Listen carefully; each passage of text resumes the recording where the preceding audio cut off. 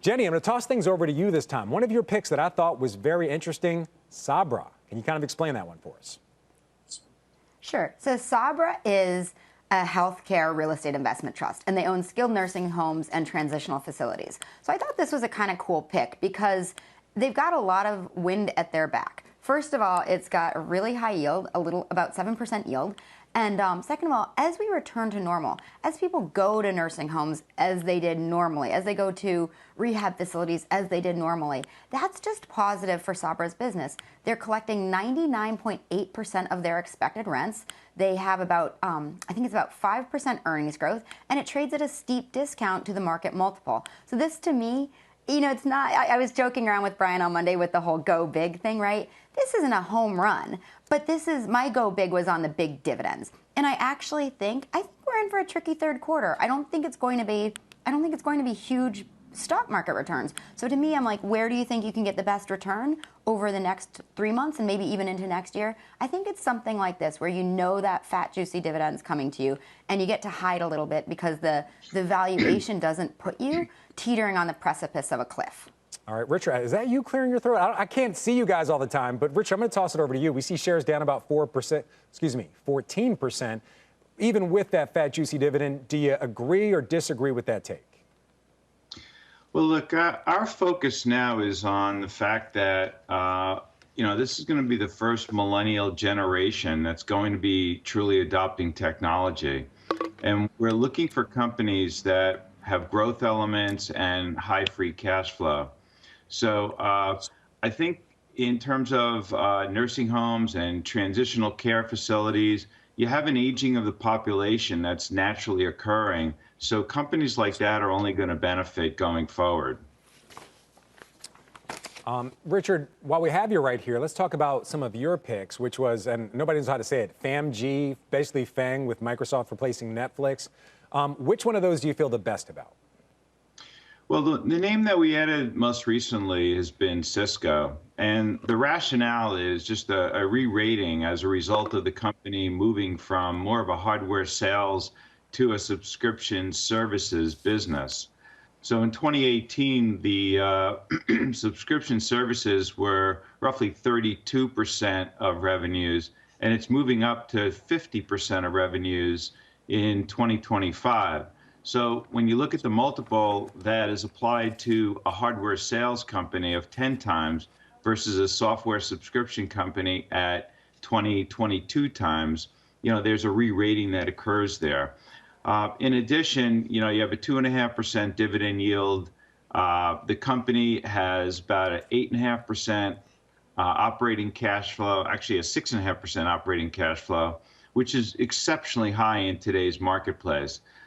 Return to shareholders is running around 4% a year.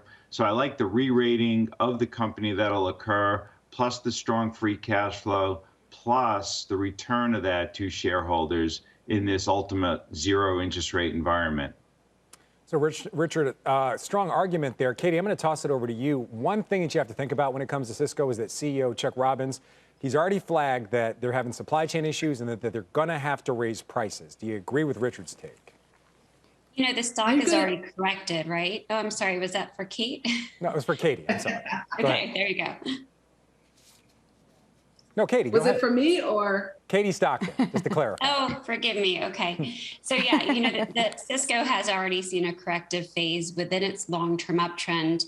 But as you know, there's a very strong top-down influence for Cisco and really any stock that looks like the major indices. So I think when you talk about timing for Q4 positioning, that it may not be the best idea, just given the fact that it's lost some momentum and it's done so with other peers. The FANG stocks more broadly have seen their most significant loss of momentum in about a year. And that's something that sets them out of favor for now. The relative strength ratios that we track when you look at the FANG stocks versus the broader market, they've stalled, meaning that they've lost their sort of leadership stronghold for now.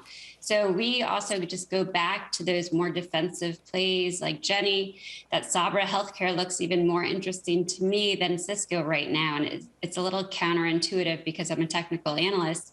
But when you look at that REIT, it has a short-term counter-trend buy signal, much like MasterCard. And that suggests that the decline is overdone on the downside. And that comes at a time when you could get that more defensive rotation. You just have to reconcile that with what Treasury yields are doing.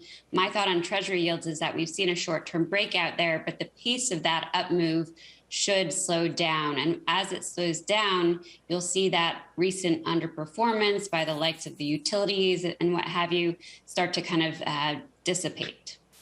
I hope you guys don't mind. I'm going to throw a wild card in here. A big pick last week that has everyone was raving about. That was the Jets ETF. Names like Delta, United, Southwest, all top holdings in that ETF. Huge reopening trade. Kate Faddis, what's your take? I'm going to disagree with that. You know, because of the pandemic, those companies have had to take on a significant amount of debt. Travel has not been coming back, and I don't think it will come back.